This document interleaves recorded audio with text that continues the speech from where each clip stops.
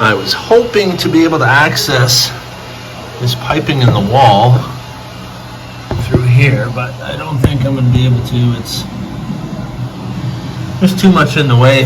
So the only way I'm going to get in here to repair this is I'm going to have to open up this section of wall to be able to access the piping. But man, I hate this CPVC. It just gets brittle. If you look at the edge of that, it looks like it might have been cracked for a while. You see it's kind of dirty around the edge. I wonder if it's been leaking into the wall.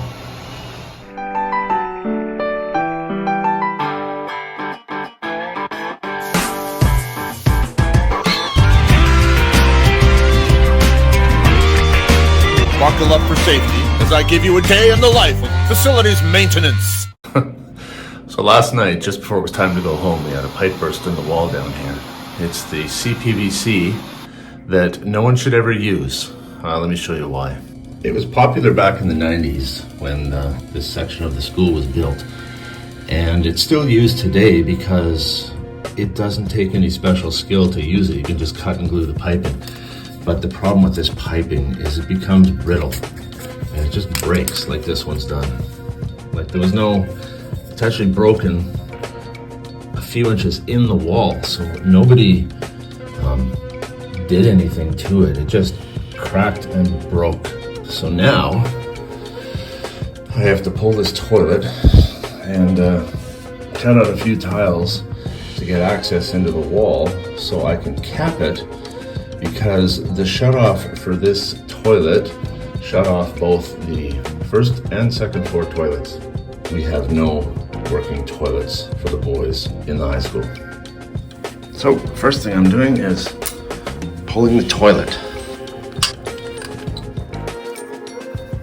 Okay, now that I've got the toilet out of the way, so I'm gonna cut the tiling here down to there. I'll start there and see where that gets me.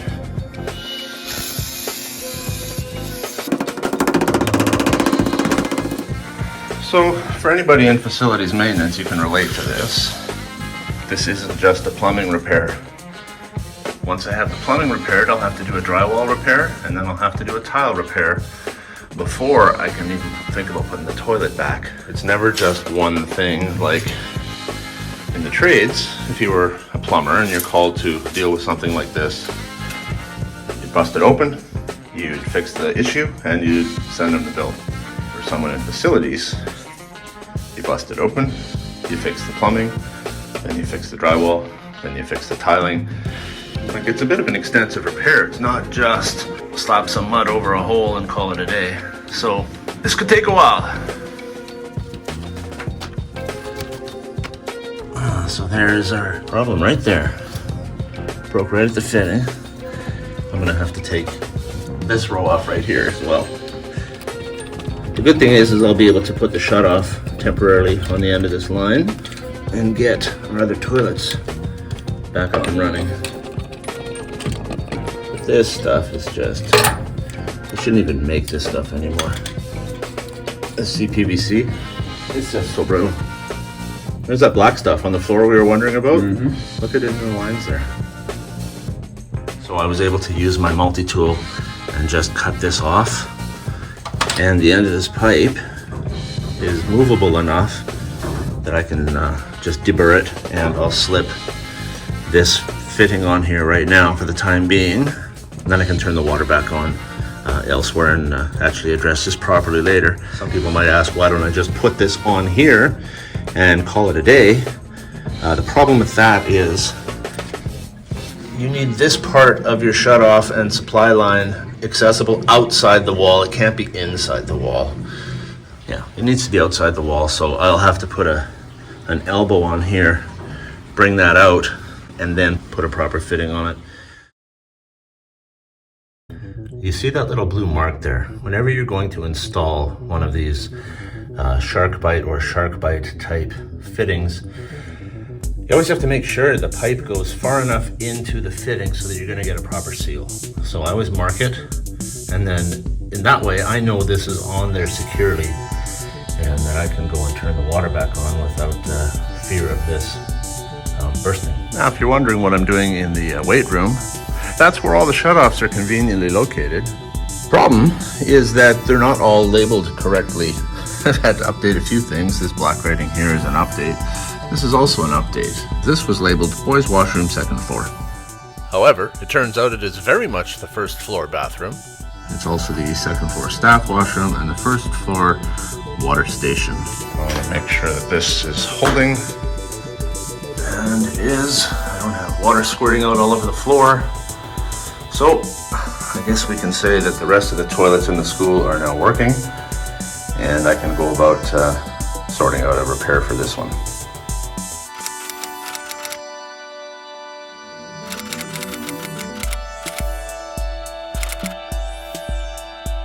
This is all I need to actually make the plumbing repair.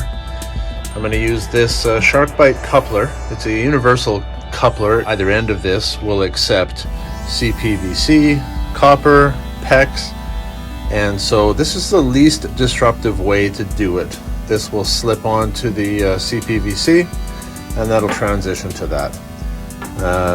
Crimp an elbow, take another short piece of PEX as my stub out, and crimp my shutoff in place.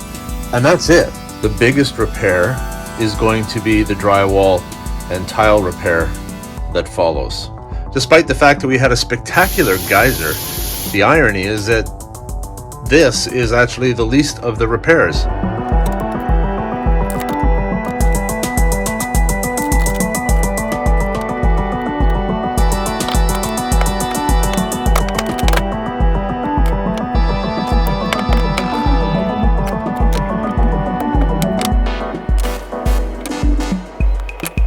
And that's done.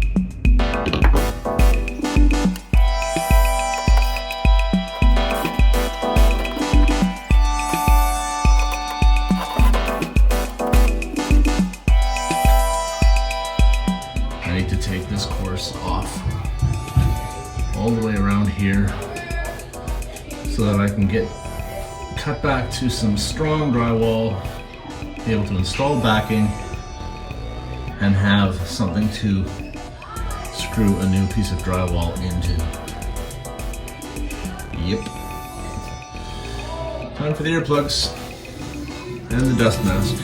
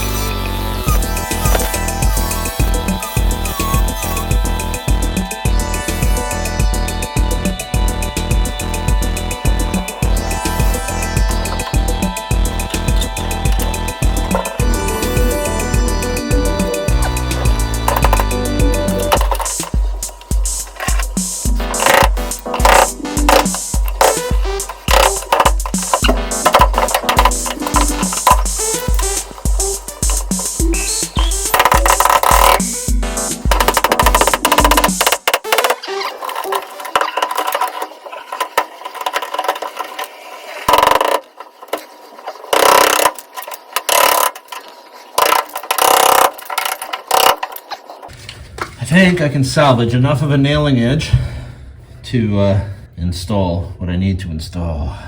That is some backing around the perimeter, then a new piece of 5/8 drywall. Oh, cramping up down here. Oh.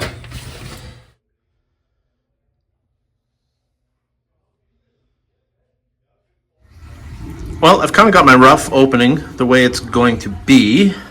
To accept my backing, I'm going to need about a 6-inch piece to put in behind here. And for when I say backing, I'm referring to like pieces of 1x4, which is actually 3.5 by 3/4. So I'll put a piece behind here, I'll put a piece behind here, and I'll put another piece behind here, and that will give me something to screw the drywall into. I need at least a 6-inch piece here. Maybe an 8 or 10-inch piece here, and another 4, 8, 12, another 12-inch piece along there for sure. So 8, 10, 12 ought to get me there.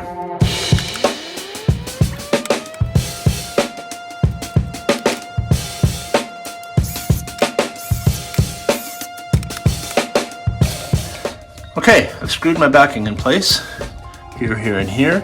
And now you can see that I have a nailing edge or a screw edge with which to install a new piece of drywall. I don't even know if I have 1, 2, 3, 4. I'm gonna need like a 16 by 16 inch piece of 5/8 drywall. I don't even know if I have that. And the big box stores generally only sell quarter sheets in 1/2 inch. I probably can't buy a quarter sheet in 5/8. Oh, I hope I've got some kicking around somewhere. Some moments later, I was unable to find a piece of 5/8 drywall in the size that I needed, and I wasn't going to go out and buy a whole sheet just for a small patch. So I cut a piece out of 5/8 particle board, and that will serve me just fine for this application because it's all going to be covered up with tile anyway, and so really it's just providing a backing for the tile at the same thickness that the existing drywall is, and yeah, so it'll work just fine. It's always little things that take the most time, right? Got a few things on the agenda now. I need to put this block of wood back in because this is my support for the access panel. I've shut off the water, so I'm going to cut this off and then put our new piece on. And once I've got that on, I can reference a height to put a hole through that panel so everything lines up all nicely. What else? That's about it for now. Let's get going. So I've relieved the pressure by flushing the toilet, so hopefully this won't make too much of a mess. Probably drain for a little while, so I might as well just cut it.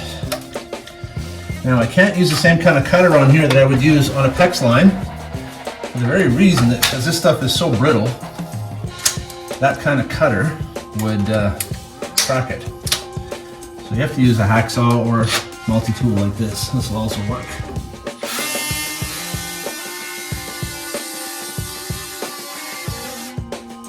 Cut it without stressing it in a way that's going to crack it.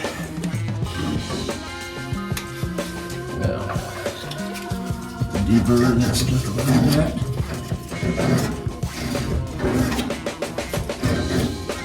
This piece will slip over there. I need to make a mark.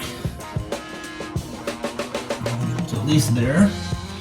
That way I know I'm fully engaged. It's hard to grab this.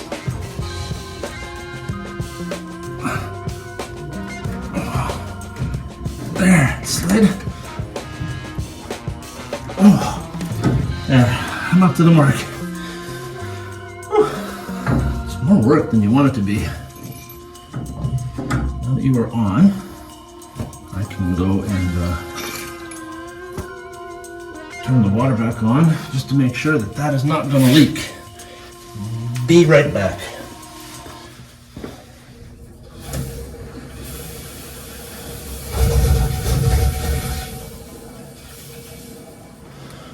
How are we looking? Not leaking. Okay, very good.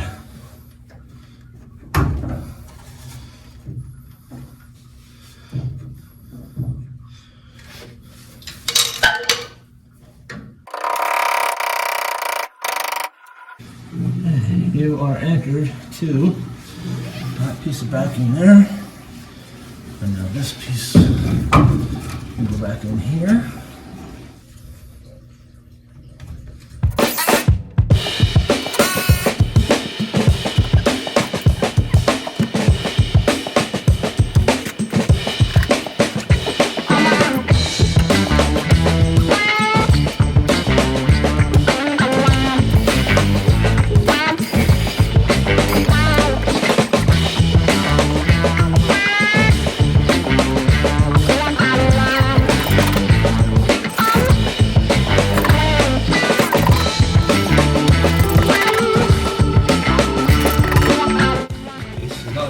everywhere.